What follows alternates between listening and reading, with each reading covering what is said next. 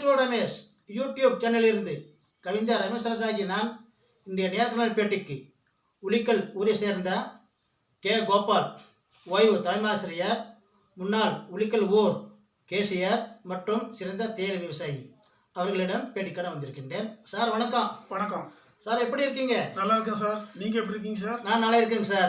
சொல்லுங்கள், பொழுதுபோக்கில் எப்படி போயிட்டு இருக்கு? பரவாயில்லைங்க. நான் இப்போ ஓய்வு பெற்று இங்கே இருக்கும்போது சரிங்க, நான் எங்கிட்ட இருக்கிற அந்த தேயிலை தோட்டத்தையும் அப்பப்போ போய் அங்கே பார்த்து அதனுடைய மகசூலெல்லாம் எப்படி என்னன்னு பார்த்துட்டு அங்கே எருவு போடுறது, கெத்தலெல்லாம் எப்படின்றது அதெல்லாம் பார்த்து அதெல்லாம் மெயின்டைன் பண்ணுறது அப்படியே பார்வையிட்டு வருவேங்க. சரிங்க.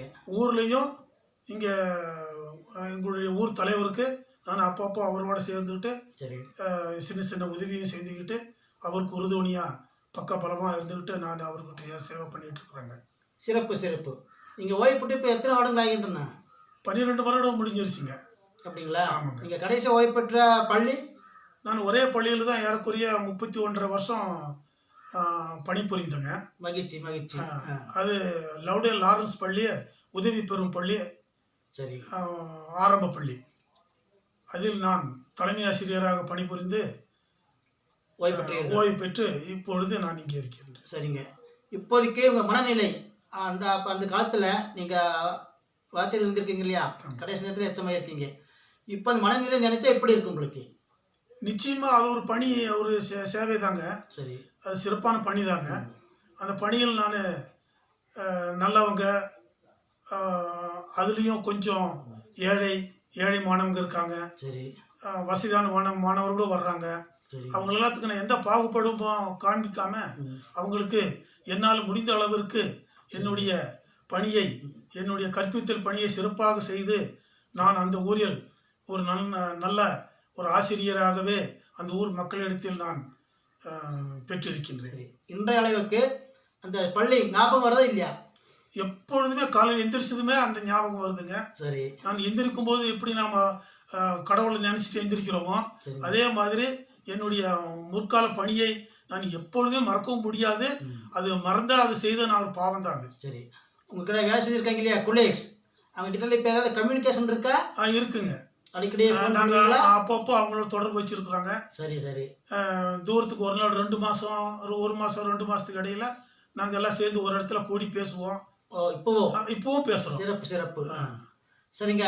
நீங்கள் இந்த ஊரில் முன்னாடி பொருளாளர் இருந்திருக்கீங்க இல்லையா, கேசியர். ஆமாம். அப்போ உங்கள் ஊரை எப்படி நீங்கள் நடத்தி போனீர்கள்? ஏற்கனவே இருந்த அந்த கேஷியர் பொருளாளர் இடத்திலிருந்து எனக்கு அந்த பதவியை கொடுத்தார்கள். சரி, என்னை நம்பி இந்த ஊர் என்னை நம்பி தான் இந்த பதவியை கொடுத்தது. சரிங்க. நான் அந்த பதவியை சிறப்பாக எந்த ஒரு தொய்வும் இல்லாமல் ஊர் மக்களுக்கு என்னால் முடிந்த அந்த சரியான அந்த பணியை செய்து ஏறக்குறைய 30 வருடத்துக்கு மேல் அந்த பணியில் நான் பணியாற்றியிருந்தேன். பிறகு என்னுடைய பணியின் நிமித்தமாக நான் லவுடல் என்ற ஊருக்கு அங்கேயே குவார்டர்ஸ் கொடுத்தார்கள். தலைமை ஆசிரியர் பதவியேற்ற பிறகு அந்த கொடுக்கும் பொழுது நான் அடிக்கடி ஊருக்கு திரும்பி வர முடியாத ஒரு நேரத்தில் அந்த பதவியை இங்கே இருக்கக்கூடிய திரு குமார் அவர்களுக்கு நான் பதவியை ஒப்படைக்க ஊர் மூலமாக அந்த பொறுப்பை ஒப்படைத்தேன். அது ஒரு முக்கியமான பணி இல்லையா? அது மிகவும் முக்கியமான பணி.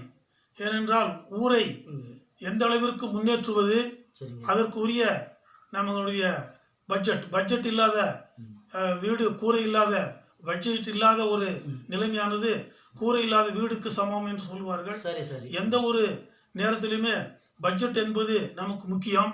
அது ஊரில் நாங்கள் சிறிய ஊர் தான். எங்களுடைய ஊர் ஏறக்குறைய 100 வீடு இருக்கக்கூடிய ஒரு சிறிய ஊர் தான். தனியாக இருக்கக்கூடியது. எங்கள் ஊரை சுற்றி இருக்கக்கூடியது தேயிலை கம்பெனி, பெரிய பெரிய கம்பெனி எஸ்டேட் தான் இருக்கு. எல்லாம் அந்த எஸ்டேட் தான் இருக்கு. நல்லா இருக்கு. எங்கள் ஊர் தனியாக இருக்கும். எங்களுடைய ஊரோட பண்ணமடை என்று சொல்லக்கூடிய ஒரு சிறிய ஊர். சரி, ஒரு 5 நிமிடம் நடைபாதையில் இருக்கின்றது. மற்றபடி எங்கள் ஊர் தனியாக இருக்கின்றதுனால் நாங்கள் மிகவும் பொதுமக்களோடு, வெளியில் இருக்கக்கூடிய பொதுமக்களோடு அவ்வளவு அன்பாகவும் நெருக்கமாகவும் எந்த விதமான ஒரு இடைஞ்சல் இல்லாமல் அவர்களும் எங்களுக்கு இந்த ஊர் மேல் மிகவும் பாசமோடு எங்களுடன் நன்றாக பழகுவார்கள். ஏதாவது ஒன்று அவங்க வீட்டில் விசேஷம் என்றாலும் அவங்க ஊரில் விசேஷம் என்றாலும் எங்களை சிறப்பாக அழைத்து எங்களுக்கு மரியாதை கொடுப்பார்கள். அதே மரியாதையை நாங்களும் அவர்களுக்கு கொடுத்து மிகவும் உறவோடு நாங்கள் இருக்கின்றோம். ரொம்ப சிறப்பு. சரிங்க சார், உங்கள் ஊர் உளிக்கல் ஊர், இந்த ஊர் பற்றி சிறப்பு, அதாவது பெரிய பண்டிகை எந்த மாதத்தில் நீங்கள் கொண்டாடுறீங்க, பெரிய பண்டிகை என்னங்கிறது மட்டும் ஒரு 2 வரி. சரி, எங்கள் ஊர் என்பது இங்கே அக்கப்பக்கம் இருக்கக்கூடிய ஊர். அது ஊர் என்றால் உங்களுக்கு தெரியும். இந்த ஊரில் முதல் பண்டிகை ஜூலை மாதத்தில் வரக்கூடிய அமாவாசைக்கு பிறகு வரக்கூடிய திங்கட்கிழமை அன்று எங்கள் ஊரில் சிவன் கோயில் உண்டு. அதை தேவ குடி என்று சொல்லுவோம். அந்த பண்டிகை தான் முதல் பண்டிகை. அதற்கு பிறகுதான் சிறு சிறு பண்டிகை வந்தாலும் கூட எங்களூர் சிறப்பாக நாங்கள் செய்யக்கூடியது கிருஷ்ண ஜெயந்தி. அன்று கிருஷ்ண பிறந்த நாளன்று கிருஷ்ணருடைய சிலையை வைத்து ஊஞ்சல் கட்டி அவரை ஊஞ்சலாட்டி மிகவும் சிறப்பாக அந்த பாடலுடன் அவரை குளிர் ஊட்டுவோம். பிறகு அவரை அது உற்சவரை நாம் ஊர் முழுக்க ஒவ்வொரு வீடு வாசலில் சென்று அந்த பூசை கொடுத்து பிறகு அது முடிந்த பிறகு நாங்கள் உரியடி என்று சொல்லக்கூடிய உரியடி, வழுக்கை மரம் என்று சொல்லக்கூடிய வழுக்கை மரம், இது அத்தனையும் செய்து முடித்து இன்றைக்கும் இருக்குங்களா? அது இப்பொழுதும் இருக்குங்க. என்றைக்கும் இருக்காது. அது அப்பப்போ அது அந்த வீதியினுடைய நடுவில் போடுறதுனால அது இடிஞ்சல்னு சொல்லிட்டு அப்பப்போ எடுத்துருவோம். ஒவ்வொரு வருடமும் புதிய மரம் தான் அங்கே நாங்கள் நடுவோம். சரி சரி. அது முடிகிறதுக்குள்ளே விடிய காலை 4:30-5 மணி ஆகிவிடும். பிறகு எல்லோரும் ஊர் மத்தியில் அமைந்திருக்கக்கூடிய கிருஷ்ணர் கோயிலில் அங்கே அமர்ந்து எல்லோரும் பஜனையுடன் அங்கே பிருந்தாவன் சொல்லக்கூடிய அந்த சிறப்பான ஒரு கிருஷ்ண லீலைகளை நாங்கள் விளையாடி அங்கே சிறப்பு செய்து விடிய காலை 6-6:30 முடித்துவிட்டு எல்லோருக்கும் பிரசாதம் கொடுத்து வீடு சேருவோம். அது ஒரு பண்டிகை. பிறகு நமக்கு இருக்கக்கூடிய அந்த எங்களோட ஊர் உண்மையிலேயே கற்கவடை என்று சொல்லக்கூடிய நான்செச் என்ற பகுதியில்தான் ஏறக்குறைய 300-400 வருடங்களுக்கு முன்பு அங்கே இருந்தது. அங்கே பிறகு நாங்கள் இங்கே உளிக்கல் என்று இந்த ஊருக்கு அந்த காலத்தில் எங்களுடைய பாட்டனார் அவர்கள் இங்கே வந்திருக்கிறார்கள். அங்கே இருக்கும் பொழுது அங்கே ஒரு கோயில், அந்த கோயிலில் அது ரங்கநாதர் என்று சொல்லக்கூடிய கோயில். அது நாங்கள் குலதெய்வமாகவே நாங்கள் இன்றும் கருதுகிறோம். எங்கள் ஊரிலிருந்து எங்கள் உளிக்கல் சமுதாயத்தை எங்கள் உளிக்கல் ஜாதிக்காரர் சொல்லுவோம். அவங்களை எந்தெந்த ஊரில் இருக்கிறார்களோ அவர்களுக்கு அந்த பண்டிகை மூலமாக அவர்களை நாங்கள் இங்கே அழைத்து அந்த பண்டிகையில் அவர்களுக்கு நாங்கள் சிறப்பு செய்து கொடுப்போம். அவர்களும் இங்கே வந்து அவர்களுக்கும் அது குலதெய்வம் என்று சொல்லி இங்கே அடிக்கடி வருவார்கள். அந்த பண்டிகை அன்றைக்கு கண்டிப்பாக வந்து அங்கே அன்னதானம் இருக்கும். அந்த அன்னதானத்தில் எல்லோருமே சிறப்பாக அந்த பண்டிகையை முடித்து ரங்கநாதருடைய அருளை பெற்று செல்வார்கள். நல்ல கூட்டம் வருமா? நல்ல கூட்டம் வரும். எஸ்டேட்டில் பக்கத்தில் இருக்க ஒரு நான்செச் எஸ்டேட், மிகப்பெரிய ஒரு தேயிலை எஸ்டேட்டு. அந்த எஸ்டேட் அன்றைக்கு அங்கே எல்லோருமே அங்கே அன்னதானம் சாப்பிடுவதற்கும் அங்கே சாமி கும்பிடுவதற்கும் அங்கே எல்லோரும் வருவார்கள். கூட்டம் அதிகமாகவே இருக்கும். நன்றாக அன்று நாள் முழுவதும் அங்கே ஆட்டப்பாட்டம் நன்றாக இருந்து நல்ல கொண்டாட்டமாக இருக்கும். சரிங்க ஐயா, எங்கள் சேனலை பற்றி என்ன நினைக்கிறீங்க? சரி, நீங்கள் இன்னொரு சிறப்பான பண்டிகைன்றது ஒரே ஒரு பண்டிகை பற்றி சொல்லிடுறேன். எங்கள் ஊரில் தான் பாலமலை சாமி என்று சொல்லக்கூடிய ஐயா, நாங்கள் ஐயான்னு சொல்லுவோம். கேள்விப்பட்டிருப்பீங்க. எல்லா ஊருக்கும் அவங்க போயிருப்பாங்க. இப்போ அந்த பாலமலையில் தான் அவர் அங்கே சமாதி ஆனதனால் அங்கே அவருக்கு மிக சிறப்பான அங்கே கோயில் அங்கே உண்டு.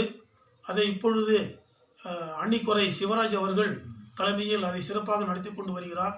நாங்கள் வருடத்திற்கு ஒரு முறை அங்கே சென்று அங்கே நாங்கள் கலந்து கொண்டு வருவோம். அதற்கு முன்பாக அன்றைய தினத்தில் எங்கள் ஊரில் அவருடைய இந்த நம்ம பஜனை கோயிலில் அவருடைய சிலையை இங்கே பிரதிஷ்டை பண்ணியிருக்கிறோம். அவரை மிகவும் சிறப்பாக கொண்டாடி அன்றைய தினமும் எங்கள் ஊரில் அன்னதானம் உண்டு. அதையும் செய்து பிறகு அதுக்கு பிறகு வரக்கூடிய மாரியம்மன் பண்டிகை, அதுதான் பெரிய பண்டிகை. அன்றைக்கு நாங்கள் சொந்தக்காரர் சொந்த பந்தங்கள் எல்லாத்தையும் அழைத்து நாங்கள் சிறப்பாக கொண்டாடி கரகம் என்று சொல்லக்கூடிய அந்த கரகாட்டம் இருக்கும். அதை இரவு 7-8 மணி அளவில் அங்கே கங்கை என்று சொல்லக்கூடிய அந்த ஆற்றில் விட்டு வருவதற்கு வரைக்கும் மிக சிறப்பாக ஆட்டம் பாட்டத்தோடு அந்த பண்டிகை தான் மிகப்பெரிய பண்டிகையாக இருக்கும். சரிங்கய்யா, எங்கள் சேனல் பற்றி என்ன நினைக்கிறீங்க? சேனல் நான் ஏற்கனவே கேள்விப்பட்டிருக்கேங்க. சரி. ஆனால் இப்போ தான் உங்களை நேரடியாக நான் பார்த்துருக்குறேன். நீங்களும் ஏதோ என்ன கேள்விப்பட்டு இங்கே வந்திருக்கீங்க. அதுக்கும் ரொம்ப நன்றியை செலுத்திக்கிறேன். சரி சரி. இந்த சேனலு கேள்விப்பட்ட வரைக்கும் மிக சிறப்பாகவும் மிக வேகமாகவும் இது வைரல் ஆகி கொண்டிருக்கிறது என்பதை நிறைய வியூவர்ஸ் பார்வையாளர்கள் இங்கே இதை தொடர்ந்து கொண்டிருக்கிறார்கள் என்பதையும் நான் கேள்விப்பட்டிருக்கிறேன். அந்த வகையில் என்னை நீங்கள் பேட்டி எடுத்து வந்ததுக்கு அதற்கு முதல்ல ஒரு நன்றியை தெரிவிச்சுக்கிறேன். மகிழ்ச்சி. சரிங்க ஐயா, நான் வந்த நேரத்துக்கும் நீங்கள் நல்லா இருந்தீங்க. எனக்காக ரமேஷ் யூடியூப் சேனலுக்கு நேரம் ஒதுக்கி உங்கள் ஊர் பெருமைப்பட்டு எங்கள் சேனலுக்கு கொடுத்தமைக்கு உங்களுக்கு மிக்க நன்றிங்க ஐயா. ரொம்ப நன்றிங்க.